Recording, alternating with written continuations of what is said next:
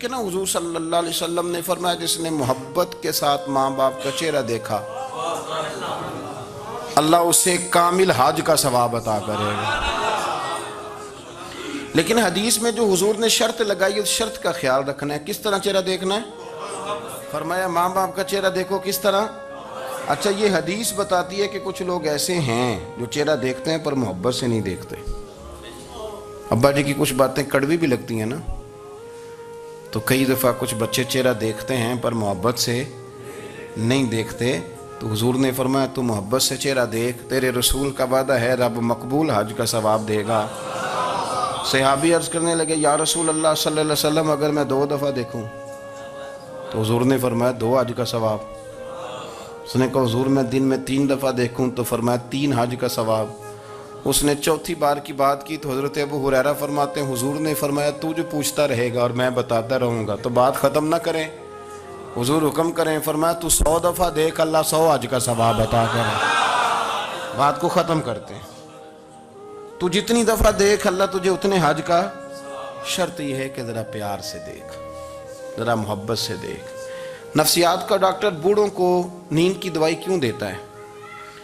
وہ اس لیے دیتا ہے کہ ان کے بچے انہیں وقت نہیں دیتے۔ بچے کو بہلایا جا سکتا ہے، بوڑھے کو بہلایا نہیں جا سکتا، اس لیے کہ جو بوڑھا ہوتا ہے نا اس کے پیچھے پوری ایک داستان زندگی ہوتی ہے، تاریخ ہوتی ہے، وہ کبھی کسی چیز کا مالک رہا ہے، سربراہ رہا ہے۔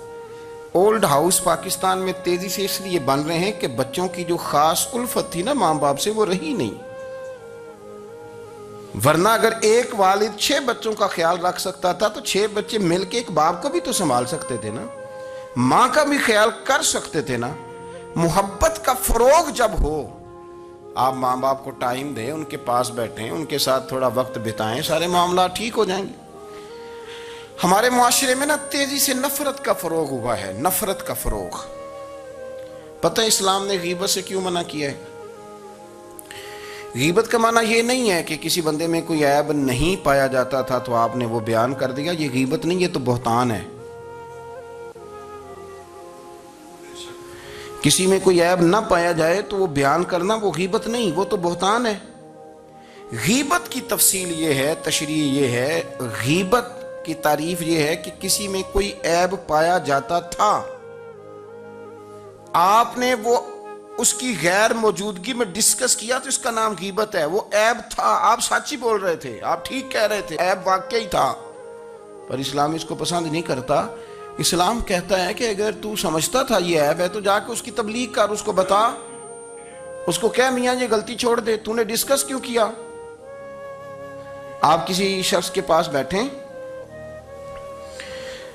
اور کسی دوسرے آدمی کی تعریف کریں، آپ کہیں کہ بڑا اچھا ہے، بڑا بامروت ہے، مہمان نواز ہے، با اخلاق ہے، وعدے کو وفا کرنے والا ہے، دیانتدار ہے، سچ بولتا ہے، آپ تعریفیں کریں۔ آپ کسی کے سامنے تعریف کریں گے نا تو بندہ کہے گا یار کسی دن ملاقات تو کرا، اور جب وہ ملے گا تو اس کی آنکھوں کے اندر ایک خاص کشش ہوگی، پیار ہوگا، ملنے کو جی چاہے گا، ایک خاص راحت ہوگی۔ یہ کب ہوگا؟ جب آپ نے کسی کی تعریف کر دی۔ لیکن اگر آپ کسی کی غیبت کریں گے، کسی کے بارے میں کہیں گے بڑا غلط ہے جی، لوٹ لیتا ہے جی، چور ہے جی، فاسق ہے جی، تو بندہ اگر کبھی مل بھی گیا تو اس سے سلام لینے کو دل۔ ہم نے پتہ کیا کیا ہے؟ تیزی کے ساتھ فروغ پایا ہے ہمارے ہاں نفرت کا ماحول، تیزی کے ساتھ فروغ پایا ہے ہم نے نا، تیزی سے۔ آپ کھول لیں کوئی یوٹیوب کھول لیں، کوئی ایسا چینل کھول لیں، بس لڑائی ہے، فلانا فلانے سے لڑ رہا ہے، فلانا۔ مذہبی لوگوں کی میں منت کرتا ہوں کہ خدا را دین کو اس طرح کا ماحول تو نہ آپ دیں کہ لوگ کہیں کہ ان میں کوئی شے ہے ہی نہیں، فلانا فلانے کا جواب دے رہا ہے، فلانا فلانے کا، اور بازاری زبان استعمال کی جا رہی ہے۔ اور ٹھیک ہے مسلمات جو طے تھے لوگوں نے تو ان کو بھی چھیڑنا شروع کر دیا، اور تضحیق کی جاتی ہے، لفظ اس طرح کے اختیار کیے جاتے ہیں جو ویسے ہی وزادار آدمی بولنا پسند نہیں کرتے۔ کیا آپ اپنی شکل دکھا رہے ہیں کفر کو کہ یہاں نفرت ہی نفرت ہے، اور وہ باتیں جن کو بالکل چھیڑنا نہیں چاہیے تھا ان پر بھی آپ کلام کرتے ہیں۔ آپ نے کوئی چیز نہیں چھوڑی، اس پر آپ نے بحث نہ کی ہو، الجھایا نہ ہو، میلہ لگا دیا، اللہ جانے کوئی کیا بول رہا ہے۔ دعوت دین کون دے گا؟ پیغام حق کون سنائے گا؟ فلانا فلانے کا جواب دے رہا ہے، اور پھر وہ دوسرے کا جواب دے رہا ہے، تیسرا تیسرے پہ تبصرہ کر رہا ہے، چوتھا پانچویں پہ تبصرہ کر رہا ہے۔ یہ کب تک بات ایسے چلی؟ یہی حال سیاسی لوگوں کا ہے۔ میرے ملک کا جو نوجوان اب بڑا ہو رہا ہے نا، میں بڑی ذمہ داری سے بتا رہا ہوں، وہ جیسے ہی بڑا ہوتا ہے تو وہ سمجھتا ہے میں ڈاکوؤں کے ملک میں پیدا ہوا ہوں، وہ سمجھتا ہے یہ شاید چوروں کی دھرتی ہے، وہ سمجھتا ہے شاید یہاں سب دھوکے باز ہیں۔ ہم اس طرح سے نچوڑ کے لوگوں کے دلوں میں نفرت بھری ہے، نچوڑ کے کہ لوگ سمجھنے لگے ہیں اس ملک میں تو کوئی بندہ دیانتدار ہے ہی نہیں، کوئی بندہ اچھا ہے ہی نہیں، کوئی بندہ نیک ہے ہی نہیں۔ مذاق اڑاتے ایک صاحب میرے پاس آئے ہوئے تھے، کہنے لگے پیر صاحب 11 سال ہو گئے پولیس کی نوکری کرتا ہوں، 1 روپیہ رشوت نہیں لی۔ وہ چلا گیا، میں نے اسے تھپکی دی تو وہ نکلا ہے، تو ایک بندہ کہنے لگا سب انہیں جو ہوتے نہیں نہ سکتا۔ میں نے کہا یار تو منشی ہے اللہ کی رحمت کا، یہ میرے رسول اللہ کا دین ہے اور قیامت تک لوگ اس پر عمل کریں گے۔ اس نے 11 سال کہا، وہ 40 سال بھی کہتا تو میں ماننے کو تیار ہوں۔ کیوں کچھی باتیں کرتے ہیں؟ آپ نے تو تباہی کر دی، کوئی بندہ ٹھیک نہیں بچا۔ ایسے میلہ لگا ہوا ہے، اس دھرتی کو آپ برا کہتے ہیں، اس کو چوروں کی اور ڈکیت کی اور فراڈ لوگوں کی آپ دھرتی کہتے ہیں۔ یہ وہ دھرتی ہے جس نے داتا گنج بخش علی حجویری جیسے لوگ رکھے ہوئے ہیں، یہ وہ دھرتی ہے جہاں بابا فرید جیسے لوگ بستے ہیں۔ کیا بات کرتے ہیں صاحب؟ یہ اتنے بزرگ ترین لوگ یہاں بستے ہیں اور آپ کیا بات کرتے ہیں؟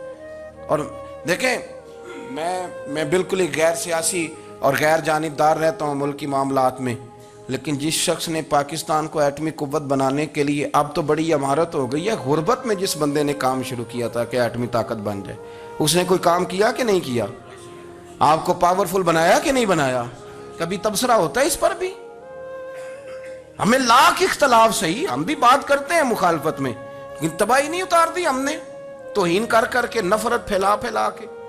اس سے پہلے جو حکومت گئی شاید اس کا سب سے بڑا مخالف میں ہوں، لیکن ایسا نہیں ہے کہ انہوں نے کوئی کام بھی ایسا نہیں جو اچھا نہ کیا ہو، ایسا نہیں ہے۔ میں ملک بھر میں سفر کرتا رہتا ہوں، میں دیکھتا ہوں بہت ساری جگہیں ایسی ہیں، بہت سارے دیہات ایسے ہیں جس میں بڑے بڑے شاندار روڈ بنائے گئے، کام کیا گیا۔ ان کی 99 خامیاں اپنی جگہ پر، خوبی کا بھی تو ذکر کریں۔ یہی حال اس گورنمنٹ کا ہو رہا ہے، لاٹھ لے کے لوگ ہیں، یہ بھی گندا وہ بھی گندا۔ آپ کس طرح کی بات کر رہے ہیں؟ آپ نے تو ملک کو یہ نام دے دیا ہے کہ یہاں کوئی اچھا انسان بستا ہی نہیں، مولوی ہیں تو سارے برے ہیں، پیر ہیں تو سارے برے ہیں۔ کیا بات کرتے ہیں صاحب؟ یہ میرے رسول اللہ کی قوم ہے، یہ نبی پاک کی امت ہے، اور حضور نے فرمایا میری امت کبھی گمراہی پر جمع نہیں ہوگی۔ یہ نہیں ہو سکتا سارے لوگ ہی غلط ہو جائیں، لیکن ہم نے تباہی اتار دی۔ جس کے ہاتھ میں سپیکر آتا ہے وہ سب کی پگڑیاں اچھالنا ضروری سمجھتا ہے، جس کے ہاتھ میں قلم آتا ہے وہ کہتا ہے چونکہ میں لکھ رہا ہوں تو میں اکیلا ٹھیک ہوں، باقی سارے غلط ہیں۔ محبت کو فروغ دیں، پیار کریں، اخوت کا رنگ دیکھیں۔ حاتم طائی کی بیٹی مجرم بن کے آئی تھی، مجرم بن کے، کلمہ نہیں پڑھتی تھی، اور اس کو سامنے کھڑے کر کے میرے نبی پاک نے فرمایا تیرا باپ کلمہ نہیں پڑھتا تھا پر اس میں عادتیں اچھی پائی جاتی تھیں، اس کی صفات ٹھیک تھیں۔ یعنی حضور تعریف کر رہے ہیں، نبی پاک تعریف، اور ہماری زبان گونگ ہو جاتی ہے تعریف کی دفعہ۔ ہم تو جو میری بات مان گیا وہ بندہ ٹھیک ہے، اور جس نے میری بات نہیں مانی وہ بندہ درست ہے، یہ گونگ ہو جاتا ہے ہمارا مزاج۔ اپنی زندگی میں اچھے الفاظ ادا کریں، اولیاء اللہ کے بارے میں، ان لوگوں کے بارے میں جو مسلمہ بزرگ ہیں، ہمارے امت کے مسلمہ بزرگ ہیں، ان کے بارے میں ہم ایسی کمزور باتیں کرتے ہیں جن کا سرے سے کوئی وجود نہیں، سرے سے کوئی داستان نہیں ان لوگوں کی۔ تو یاد رکھیں میرے عزیز، میرے رسول کریم صلی اللہ تعالی علیہ وآلہ وسلم نے جو ہمیں دین دیا وہ محبت والا دین ہے، وہ پیار والا دین ہے، وہ اخوت والا دین ہے۔ اس میں پیار کریں گے، پیار آگے لے کے جائیں گے، پیار کو فروغ دیں گے۔ سنیں حدیث میرے نبی پاک علیہ السلام نے فرمایا قیامت کے دن رب کریم فرمائے گا کہاں ہیں وہ لوگ؟ منادی اعلان کرے گا میدان محشر میں، کوئی آدمی اعلان کر وہ کہاں ہیں لوگ؟ اور تو کس کو ڈھونڈ رہا ہے؟ فرمایا مجھے رب نے بھیجا ہے کہ وہ بندے ڈھونڈ کے لاؤ جو دنیا میں میری رضا کے لیے ایک دوسرے سے محبت کیا کرتے ہیں۔ وہ بندے ڈھونڈ کے لاؤ۔ بندے ڈھونڈے جائیں گے، یا رسول اللہ رب ان کا کیا کرے گا؟ تو نبی کریم صلی اللہ علیہ وسلم فرمانے لگے رب فرمائے گا تم دنیا میں میری رضا کے لیے ایک دوسرے سے پیار کرتے تھے، آج میرے عرش کے سائے کے علاوہ سایہ کوئی نہیں، آج میں تمہیں اپنے عرش کے سائے میں جگہ عطا کروں گا۔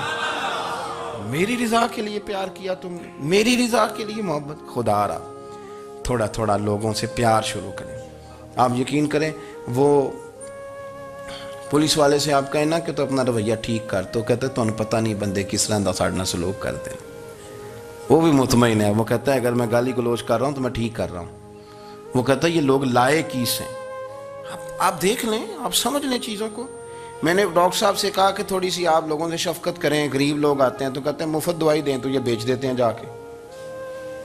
ہر شخص نے ایک دوسرے کے خلاف کہانی بنا لی، نفرت کے لیے کوئی نہ کوئی پلان کر لیا، ہمیں باتیں مل گئیں، ہم نے داستان سرائی کر لی، ہم نے اپنے ذہن کو اکٹھا کر لیا۔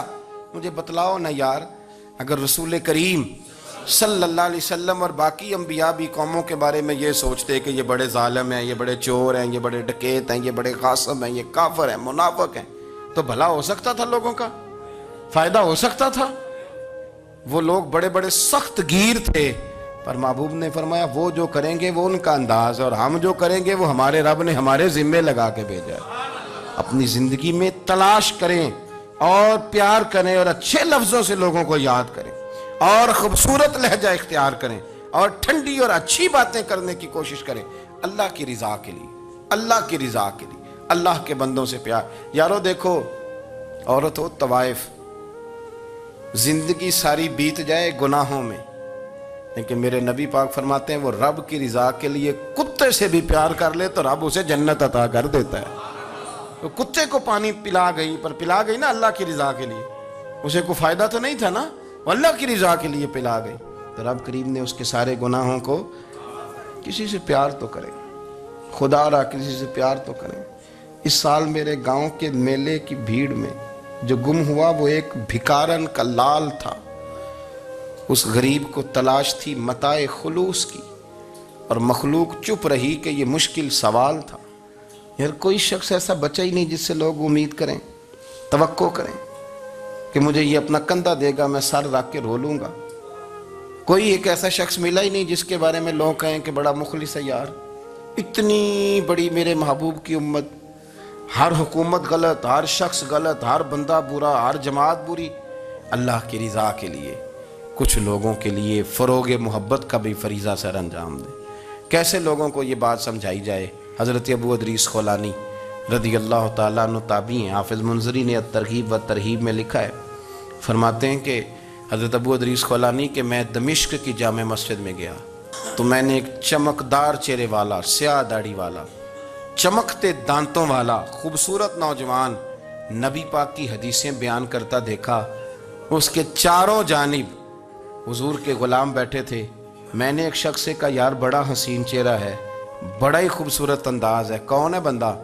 انہوں نے کہا آپ نہیں جانتے، یہ صحابی رسول حضرت معاذ ابن جبل ہے رضی اللہ تعالی عنہ۔ حضرت معاذ ابن جبل کا انتقال بھی کوئی 40 سال کی عمر سے پہلے ہو گیا تھا، لیکن ان پر حضور کا اعتماد اتنا تھا کہ حضور نے اپنی حیات ظاہرہ میں گورنر بنایا انہیں صوبے۔ چمکدار دانت، حدیثیں بیان کر رہے ہیں۔ حضرت ابو ادریس خولانی رضی اللہ تعالیٰ عنہ کہتے ہیں رش بڑا تھا، میرے دل میں خواہش ہوئی کہ آج تو لوگ زیادہ ہیں، کل آؤں گا ملاقات کروں گا۔ کہتے ہیں اگلے دن میں اپنی طرف سے سب سے پہلے گیا، پر حضرت معاذ ابن جبل تو مجھ سے پہلے مسجد میں موجود تھے اور وہ نفل پڑھ رہے تھے، اللہ اللہ کر رہے تھے۔ تو میں نے ان کے ساتھ سلام لی، فرمانے لگے کیسے آئے ہو؟ تو میں نے کہا حضور کل آپ کو دیکھا ہے، آپ کی باتیں سنی ہیں، تو گویا آپ کا تو چہرہ ساری رات میری آنکھوں کے سامنے رہا، تو میں تو سویرے زیارت کی غرض سے حاضر ہوا ہوں۔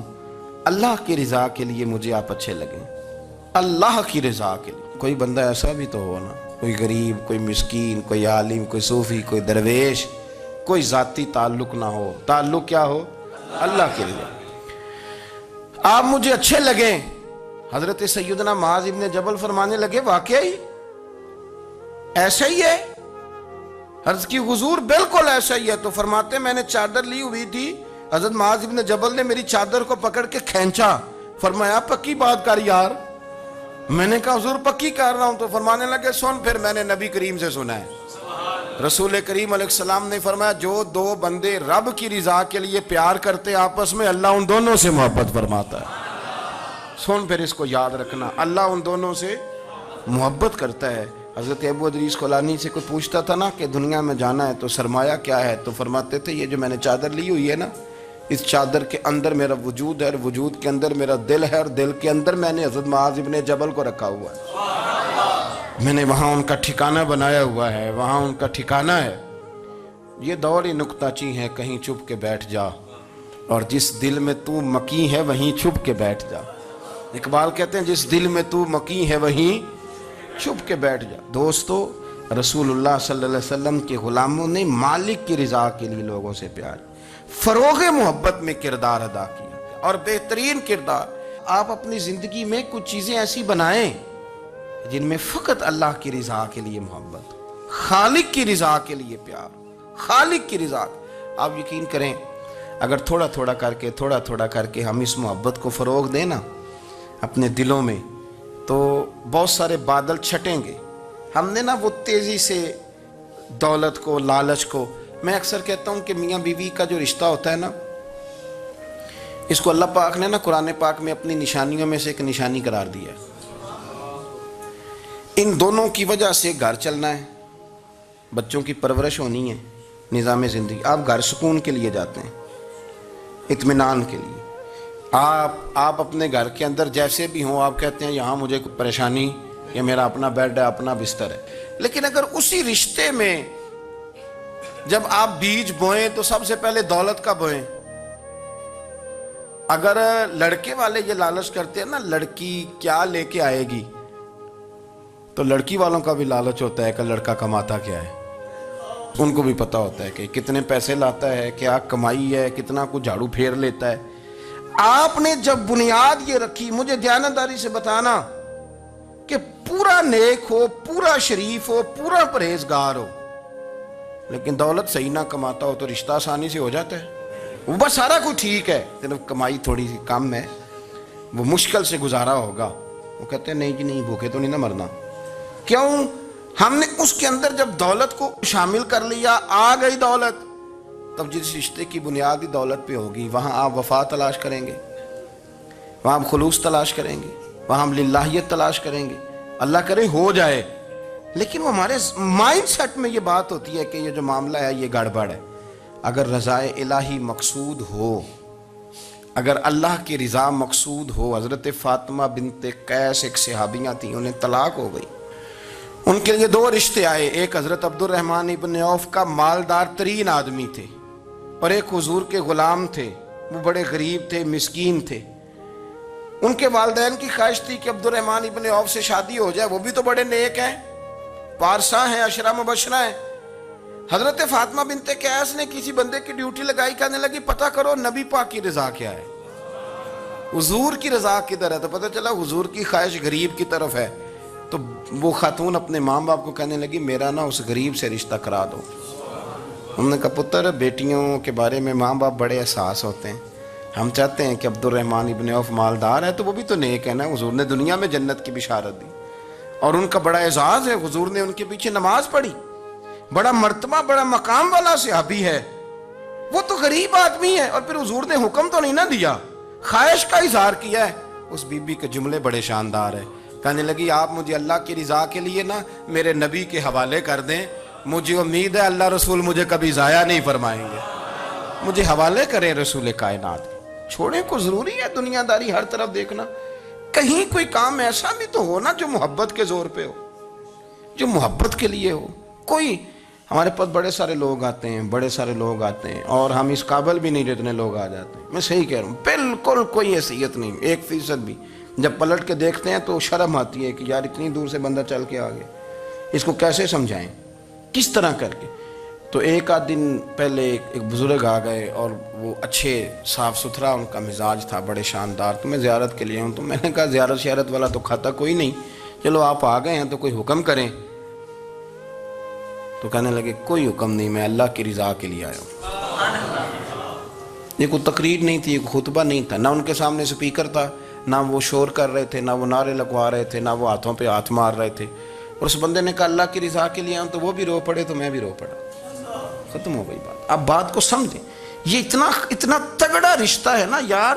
کسی رشتے کے بیچ برادری ہوتی ہے، کسی رشتے کے بیچ خاندان ہوتا ہے، کسی رشتے کے بیچ قبیلہ ہوتا ہے، کسی رشتے کے بیچ رنگ نسل ہوتی.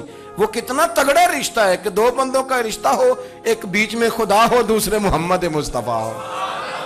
آپ کتنا اسے مضبوط رشتہ سمجھیں گے جس کے بیچ اللہ رسول ہو.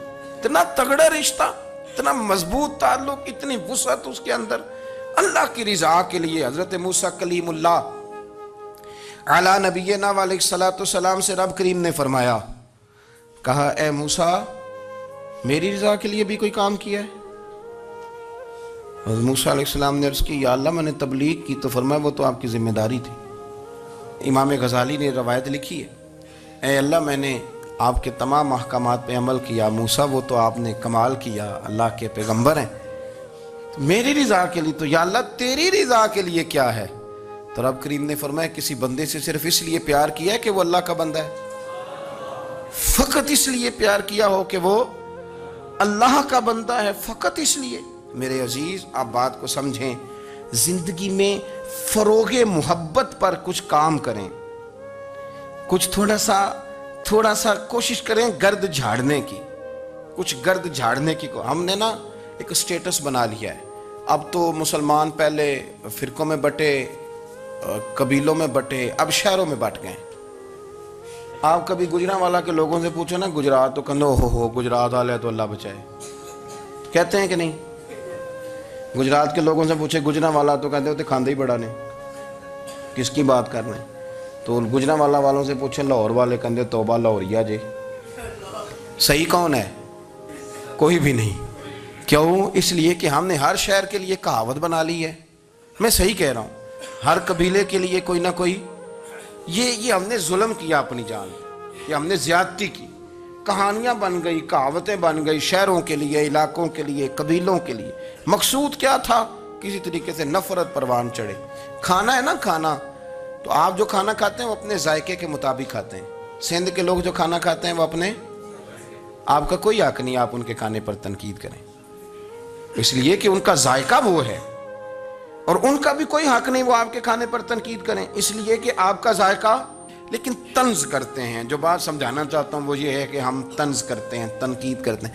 تضحیک آمیز لہجہ ہمارا ہوتا ہے. اس لہجے کے اندر کمزوری ہوتی ہے، اس کے اندر اس طرح کی بناوٹ ہوتی ہے کہ محسوس ہوتا ہے کہ ہم سامنے والے کو بڑا نفرت کی نظر سے دیکھتے ہیں. یہ رویہ کبھی اختیار نہ کریں. اپنی زندگی میں کوشش کریں خلوص کے ساتھ، للہیت کے ساتھ. میرے نبی پاک علیہ وسلم نے صحابہ سے پوچھا تھا بتاؤ دین کی مضبوط گرہ کون سی ہے؟ مضبوط گرہ دین کی. تو ایک صحابی نے کہا یا رسول اللہ نماز. 5 وقت مسلمان جمع ہوتے ہیں، ایک دوسرے کا حال احوال پوچھتے ہیں، تو اس گرہ میں مسلمان بندے رہتے ہیں. حضور نے فرمایا تم نے بات ٹھیک کی پر میری مراد کو نہیں پہنچے. ایک صحابی نے عرض کی یا رسول اللہ صلی اللہ علیہ وسلم زکوٰۃ، امیر غریب کو زکوٰۃ دیتا ہے تو دونوں کا رشتہ مضبوط ہو جاتا ہے، تو یہ بہت بڑی گرہ ہے. تو حضور نے فرمایا بات تمہاری ٹھیک ہے پر تم میری مراد کو نہیں پہنچے. تو تیسرے نے عرض کی حضور حج، مختلف رنگوں کے، قبیلوں کے، نسلوں کے، علاقوں کے لوگ آتے ہیں، ایک ہی لباس پہنتے ہیں، ایک ہی بولی بولتے ہیں، لبیک اللہم لبیک. تو یہ بہت بڑی مضبوط گرہ ہے. نبی پاک صلی اللہ علیہ وسلم نے فرمایا بات تمہاری ٹھیک ہے پر تم میری مراد کو نہیں پہنچے. تو صحابہ نے عرض کی حضور پھر آپ ہی بتا دیں کہ اسلام کی مضبوط گرہ کون سی ہے جس میں مسلمان جڑ جائیں گے. نبی پاک نے فرمایا مضبوط گرہ محبت ہے. اللہ کی رضا کے لیے پیار کرو، لوگوں سے پیار کرو. کوئی بندہ پھر تمہیں تلخ بھی ملے گا نا تو تم چونکہ اس کے لیے نہیں کر رہے، اللہ کے لیے کر رہے ہو، تو پھر تمہارے لیے سہنا بھی آسان ہو جائے گا، دیکھنا اور پرکھنا بھی آسان ہو جائے گا. رضائے الہی کی خاطر لوگوں کا پیار. بخاری مسلم میں ہے نبی پاک علیہ السلام نے فرمایا ایک شخص اپنی بستی سے چلا لمبے سفر پہ دوسری بستی جانے کے لیے، تو رستے میں فرشتہ ملا انسانی شکل میں. اس نے پوچھا کہاں جا رہے ہو؟ اس نے کہا اپنے بھائی سے ملنے جا رہا ہوں. فرشتہ پوچھنے لگا اس کا کوئی احسان ہے تمہارے اوپر، کوئی لین دین ہے؟ اس نے کہا نہیں. تو کہا پھر کیوں اتنا لمبا سفر کر رہے ہو؟ تو کہنے لگے یار میں اللہ کی رضا کے لیے اس سے پیار کرتا ہوں, اللہ کی رضا کے لیے, تو اس لیے جا رہا ہوں. تو سنیں یہ بخاری مسلم کے لفظ ہیں. حضور فرماتے ہیں وہ فرشتہ کہنے لگا سن پھر, میں انسان نہیں میں فرشتہ ہوں, اور مجھے رب کریم نے بھیجا ہے یہ کہنے کے لیے کہ اگر تم دونوں اللہ کی رضا کے لیے ایک دوسرے سے پیار کرتے ہو تو اللہ تم دونوں سے پیار فرماتا ہے. اب یہ محبت فروغ کیسے پائے گی؟ اس کے لیے ایک تو یہ کہ اپنے دل کو تھوڑا سا سمجھائیں. آپ ارادہ کر لیتے ہیں نا, جب ذہن بنا لیتے ہیں کہ میں نے کوئی خدمت کرنی ہے, ذہن بن گیا, تو پھر اس کے لیے 2-3 لاکھ روپے 4 لاکھ روپے لگانے کی ضرورت نہیں ہوتی. پھر بندہ سٹاپ پہ کھڑے ہوئے کسی بابا جی کو پوچھتا ہے کہاں جانا ہے, تو کہتے ہیں میں نے ذرا یہاں قریب ہی جانا ہے, رکشہ تلاش کر رہا ہوں. تو آپ کا ذہن بن گیا نا خدمت کرنے کا. تو موٹر سائیکل پہ بٹھایا تو گھر چھوڑا ہے, واپس آئے تو دل بڑا ٹھنڈا تھا. لیکن آپ یہ بھی کہہ سکتے تھے کہ بابا جی بچے کیا کرتے ہیں کہ سعودی عرب ہے, تو یہ 200 روپیہ رکشے کو دیں, گھر چھوڑ آتا ہے, بچے اتنا کماتے کس لیے؟ دونوں باتوں میں فرق ہے. میری بات کی سمجھ آ رہی؟ آپ اللہ کی رضا جب اپنا لیتے ہیں تو پھر کوئی کہانی جنم نہیں لیتی. لیکن جب یہ رنگ نہیں ہوتا پھر کہانیاں ہیں, پھر داستانیں ہیں, پھر بڑی بڑی باتیں, پھر بڑے بڑے لمبے لوگوں کے پاس پلاننگ ہے. اس طرح نہ کریں. پیار تقسیم, اور ایک تو یہ کہ خود اپنے دل میں اچھی سوچیں رکھیں. دوسرا یہ کہ لوگوں کو بھی کہیں. جب آپ کے سامنے لوگ بات کر رہے ہوتے ہیں نا, میرے سامنے ایک صاحب نے کہا کہ وہ ہمارے جو محلے کی مسجد ہے نا, اس کا خزانچی مولوی صاحب کے ساتھ مل کے 40 لاکھ روپیہ کھا گیا. میں نے اسے کہا یار بڑی پکی فگر یاد ہے تجھے, پورے 40 لاکھ ہی کھا گیا اور طے ہے. تو میں نے کہا کوئی اس کی دلیل؟ کہنے لگا جی وہ بڑے پیسے کھائے ہیں, سب کو پتہ ہے. میں نے کہا سب کو پتہ ہونا کام نہیں, اس پر باقاعدہ شرعی گواہ ہونے چاہیے. کہہ دیتے ہیں نا. میں نے اسے کہا کہ چلو چھوڑو ساری باتیں, تم نے کتنے دیے تھے؟ کہنے لگا میں نے تو کوئی نہیں دیا. تو میں نے کہا اگر تو نے کو دیا تو چل میرے ساتھ, میں تیرے تو واپس کراؤں, اور اگر تم نے نہیں دیا تو پھر اللہ سے ڈر. اس لیے کہ بہتان بڑا سخت جرم ہے, صبح قیامت اس کا بڑا سخت حساب دینا پڑے. اللہ سے ڈر. یہی عالم ہماری اخباریں کرتے ہیں جس کے اوپر مرضی جو مرضی ڈال دیا, کون سا کسی نے پوچھنا ہے؟ صحیح کہہ رہا ہوں میں؟ جو مرضی. اور اب سوشل میڈیا جب سے آیا ہے پھر تو کسی خبر کی کسی تصدیق کی کوئی ضرورت, اور نہ پوچھنے والا پوچھتا ہے کہ یہ خبر کہاں سے آئی. بہت سارے لوگوں کے مرنے کی خبریں چھپ جاتی ہیں اور وہ وضاحت کر رہے ہوتے ہیں نہیں جی میں بالکل موجود ہوں, میں بالکل زندہ ہوں, کوئی ایسا مسئلہ نہیں ہے. تو اچھا اس طرح جب کوئی بندہ کر رہا ہو تو پھر آپ کیا کریں؟ پھر اس کو سمجھائیں. میں نے بھی اس دوست سے گزارش کی, میں نے کہا آپ غلط ٹریک پہ چڑھے ہوئے ہیں, یہ طریقہ درست نہیں ہے. اگر آپ کے پاس پروف ثبوت ہے تو پھر بھی مجھے بتانے کی ضرورت نہیں تھی.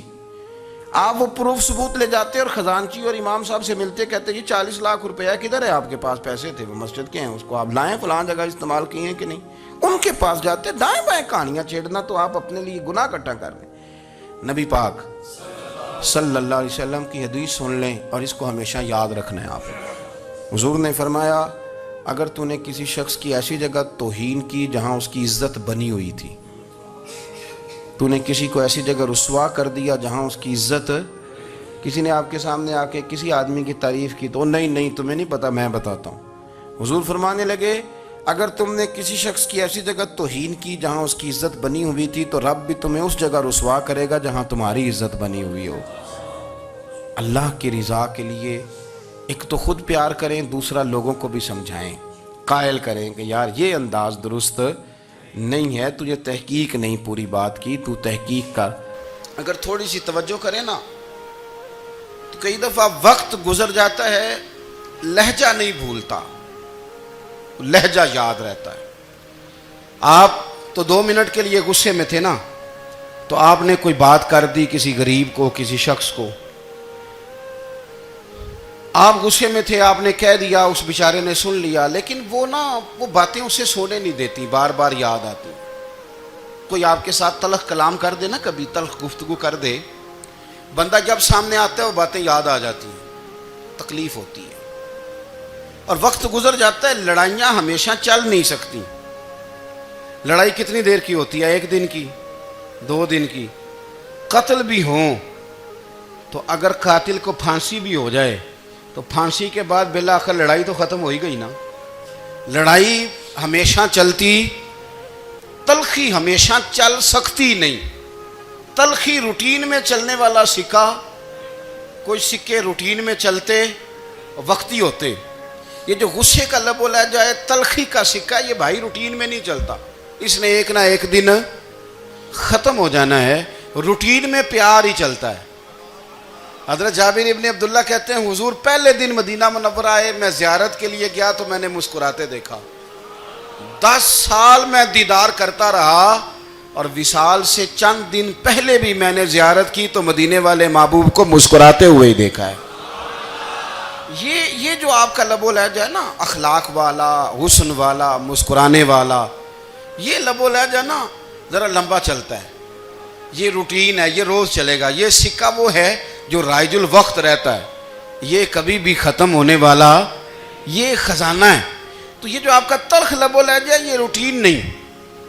عارف رومی رحمۃ اللہ علیہ فرماتے ہیں کہ وہ مثال دینے کے لیے بات سمجھاتے ہیں. فرماتے ہیں ایک شخص جنگل میں لکڑیاں کاٹنے جایا کرتا تھا تو شیر سے دوستی ہو گئی، یعنی ڈائریکٹ بادشاہ سے دوستی ہو گئی.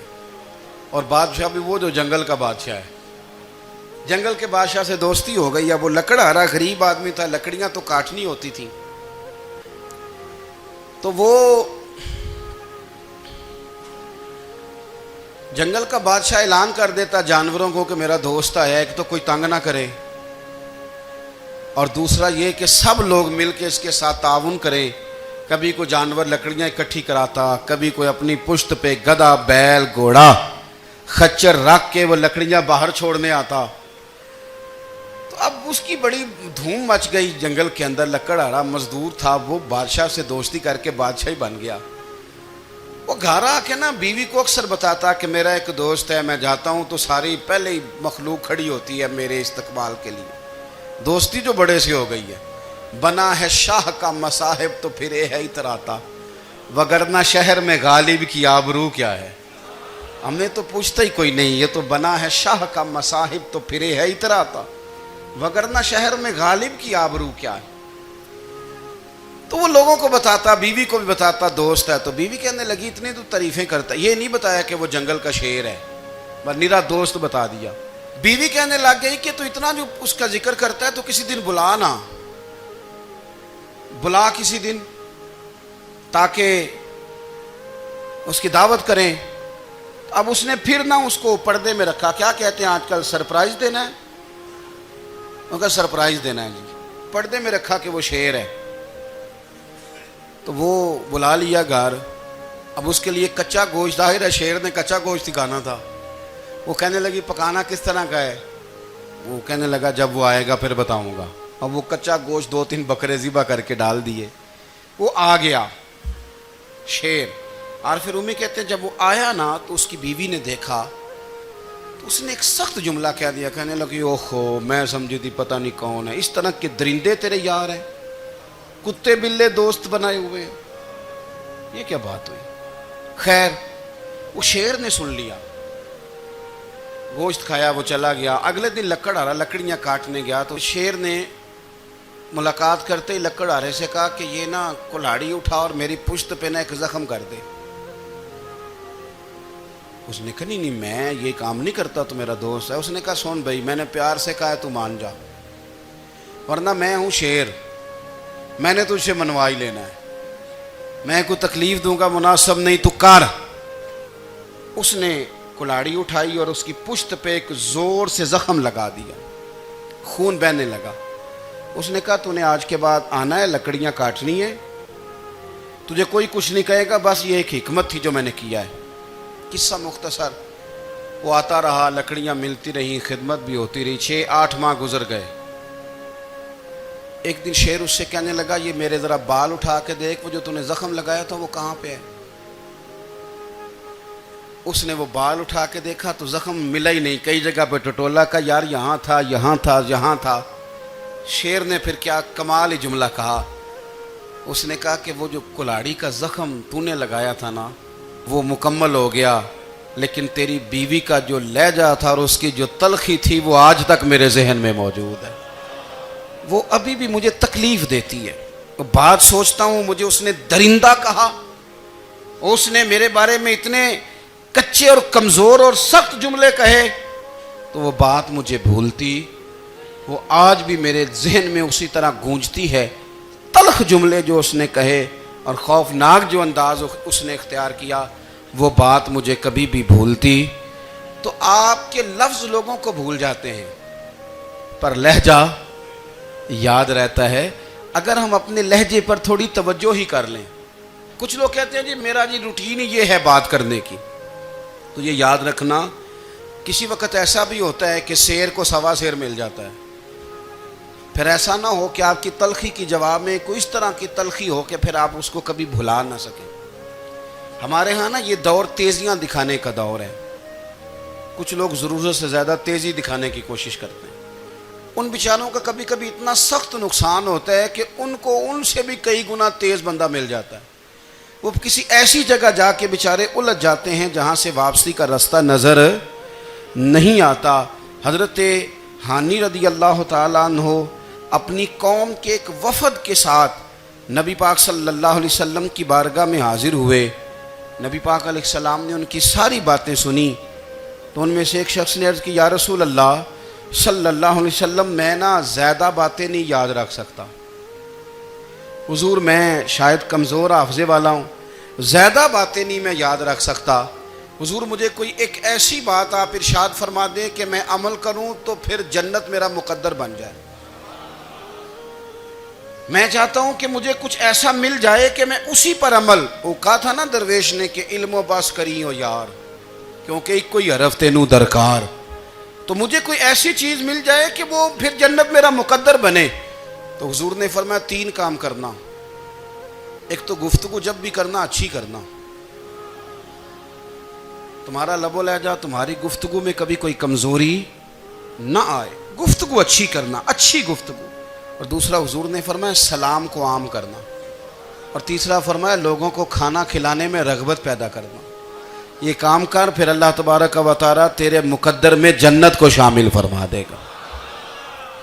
تو میرے عزیز آپ اس بات کو سمجھیں کہ ہمارے اخلاقی رویے، ہمارا کردار، ہمارا لب و لہجہ، ہم نا ڈنڈے کے زور پر حکومت قائم کرنا چاہتے ہیں۔ آپ کو پتہ ہے بہت سارے ملکوں میں دین گیا اور پھر اللہ تعالیٰ معاف کرے بعض جگہ پہ دینی اقدار کو، دینی لوگوں کو زوال بھی آیا۔ بر صغیر پاک و ہند میں دین آیا لیکن اللہ کے فضل سے زوال نہیں آیا اور کبھی آئے گا بھی نہیں، کبھی آئے گا بھی نہیں۔ وہ جو ہم پہ بڑا اعتراض کرتے ہیں نا ہمارے معاملات پہ اور بڑے بڑے فتوے دیتے ہیں، یہ بات وہ بھی کہتے ہیں کہ ان کے دلوں میں عشق رسول کی شمع بہت زیادہ فیروزہ ہیں، یہ بیگانے بھی مانتے ہیں۔ کیوں بھلا؟ اس کی وجہ سمجھیں، ہمیں جو دین پڑھایا ہے وہ صوفیاء نے پڑھایا ہے، اور صوفی جو دین پڑھاتا ہے نا اس کا لب و لہجہ میٹھا بڑا ہوتا ہے، اس کے لب و لہجے میں اخلاص بڑا ہوتا ہے، اس کے لب و لہجے میں للہیت بڑی ہوتی ہے، تلخی نہیں ہوتی، تو وہ دین پڑھاتے نہیں، وہ گھول کے پلا ہی دیتے ہیں۔ انہوں نے نا لوگوں سے پیار ڈالا، لوگوں کی ان کے ساتھ محبت ہو گئی، پیار ہو گیا، پھر انہوں نے میٹھے انداز میں لوگوں کو دین سمجھایا، ان کو اچھے طریقے سے اچھے لب و لہجے میں دین کی اور خیر کی باتیں ان تک پہنچائیں۔ اس کا فائدہ یہ ہوا میرے عزیز کہ لوگوں کی روحوں تک دین اتر گیا ہے۔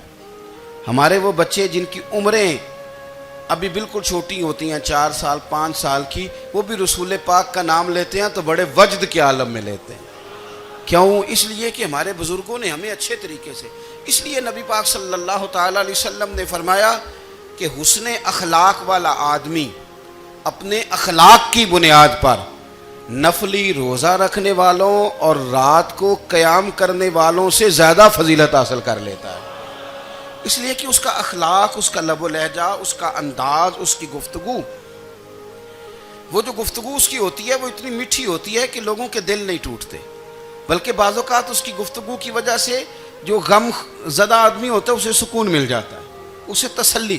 دیکھیں انسان نے انسان رہنا ہے، اس نے نہ فرشتہ بننا ہے معاذ اللہ، نہ اس نے خدا بننا ہے، اس نے انسان رہنا ہے، لیکن وہ کچھ بھی نہیں کسی کا سنوار سکتا، صرف اتنا ہے کہ اگر آنے والے کی وہ صرف اشک شوئی کر دے، بات توجہ سے سن لے اور جاتے وقت 2 جملے تسلی کے بول دے، اور اس کے جو بول ہوں وہ ذرا میٹھے ہوں، میٹھے کھ سواد نہیں مشری اندر، اساں کھنڈا می چکھ ڈٹھیاں پر انہاں ساریاں شیواں نالوں گلاں سجن دیاں مٹھیاں۔ اگر انداز تھوڑا سا شستہ ہو، انداز تھوڑا سا ٹھیک ہو، لب و لہجہ تھوڑا سا ٹھیک ہو۔ اب ہمارے جو جدید اسکالر آئے ہیں وہ کہتے ہیں باڈی لینگویج۔ باڈی لینگویج کیا ہے؟ نہیں آپ نے کچھ بھی نہیں کہا، لیکن کسی بندے کی طرف دیکھ کے نا آپ طنزاً ہنسے ہیں، صرف تکلیف ہوتی ہے کہ نہیں؟ تو آپ نے بات تو کی کوئی نہیں۔ اس کا مطلب ہے لفظوں کا نہیں، لہجوں کا بھی اثر ہوتا ہے، لہجوں کا بھی اثر ہوتا ہے۔ جو لہجے ہوتے ہیں یہ بڑے دیر پا ہوتے ہیں، ان کے اندر بڑی مسکراہٹ ہوتی ہے، ان کے اندر بڑا پیار ہوتا ہے، اور آپ ترشروح ہو کے جب کوئی کام کرتے ہیں، سخت ہو کے کوئی کام کرتے ہیں، تو پھر اس کے اندر حسن نہیں رہتا، خوبصورتی نہیں رہتی۔ نبی پاک علیہ السلام کا فرمان سنیں، میں بات کو سمیٹوں، کلیجہ ٹھنڈا کرتا ہے۔ حضور نے فرمایا قیامت کے دن میرے زیادہ قریب وہ لوگ ہوں گے جن کے اخلاق زیادہ اچھے ہوں گے، ان کو نہ ذرا نیڑے جگہ ملے گی، قرب میں ذرا جگہ ملے گی، قرب میں۔ اساں جے ہاں گناہیاں دا جدوں اعمال نامہ پھرول ہوئے، ذرے ذرے نے سامنے آ جانا ہے، جو منہ تھی بولیا بول ہوئے، اساں کول حضور دے بیٹھ رہنا ہے، لکھ عمل ترکڑی تول ہوئے، او دے کولوں کی رب نے حساب لینا جیڑا بیٹھا ہی محمد دے کول ہوئے، او دے کولوں کی رب نے حساب لینا بیٹھا ہی حضور دے۔ تو نبی پاک نے فرمایا بیٹھ جاؤ گے میرے قریب، پر شرط ہے اخلاق اچھا ہونا چاہیے، تمہارا لب و لہجہ شستہ ہونا چاہیے، جگہ نیڑے مل جائے گی، نیڑے جگہ مل جائے گی، پر پہلے آنے والوں کو نہیں۔